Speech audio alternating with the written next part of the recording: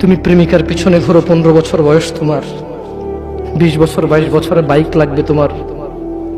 তোমার বাবা বিয়ে করা সত্ত্বেও সে তার যৌবন কাটাতে পারেনি তার বউয়ের সাথে, মানে তোমার মায়ের সাথে, তোমার জামা কাপড়ের ব্যবস্থার জন্য।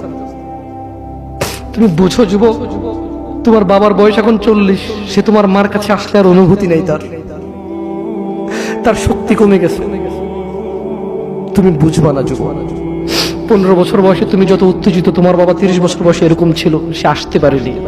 তুমি পড়বা বলে, তোমার স্কুলের ফি লাগবে বলে, that much he loves you. তোমার বাবা তোমাকে এত ভালোবাসে। জি, তোমার এই খারাপ বাবাটা যে তোমাকে বাইক নিয়ে দেয়নি, তুমি নষ্টামি করো, মেয়েদের পিছনে করো, মোবাইল রিচার্জ করে দাও মেয়েদের, তোমাকে যে ডেইলি 500 টাকা করে দিতে পারে না।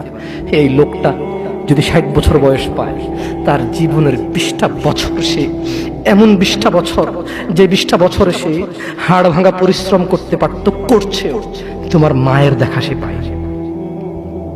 এমন মূল্যবান যৌবন 20টা বছর দিয়েছে, 50 বছর বয়সে দেশে আসছে। তুমি বিয়ে করে বউ নিয়ে আলাদা থাকো, তুমি বিয়ে করে শ্বশুর বাড়িতে যাও। তোমার বাবা দেশে তো আসছে, তার যৌবন আর নেই, তার ওই সুখ স্বাচ্ছন্দ্য আছে। তোমার যৌবন তৈরি করেছে তার যৌবন দিয়ে।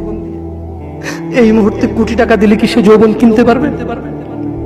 তোমাকে তোমার বাবা এত ভালোবাসে, আর আল্লাহ বলছে তোমার এই বাবা, যে বাবা ঘুষ খেয়ে তোমাকে মানুষ করার চেষ্টা করে বিদেশে পড়ালেখা করানোর, যে বাবা এই এলাকার চেয়ারম্যান হতেই হবে, না হলে নয়, এতগুলো মানুষের দায়িত্ব নিচ্ছে, অথচ সে নিজেও জানে দায়িত্ব পালনে সে ব্যর্থ হবে, শুধু তোমাকে R15 কিনে দেওয়ার জন্য, শুধু তোমাকে বিদেশে পড়ানোর জন্য। এত মূল্যবান, এত আদরের বাবা। আল্লাহ বলছেন যে ইউবাসসারুনাহুম ইয়াওয়াদ্দুল মুজরিম ও মুহাম্মদ সাল্লাল্লাহু আলাইহি ওয়াসাল্লাম, আপনি সেদিন দেখবেন অপরাধী এই মানুষটা যে এত বোকা, ছেলের জন্য এত কিছু করেছে হারাম ভাবে, হালালের ধার ধারে নাই, হারামের ধার ধারে নাই। জি, আপনি আপনার ছেলেকে ভালোবাসছেন, শুধুমাত্র অপরাধী হয়ে মৃত্যুবরণ করার কারণে আপনি আল্লাহকে বলেন, ইয়া আল্লাহ, আব্দুল্লাহ রে নাও, জাহান্নামে ফেলো, আমাকে ছাড়ো। এই ভালোবাসা ছেলেকে বাসবে? এই ভালোবাসা বাসবে?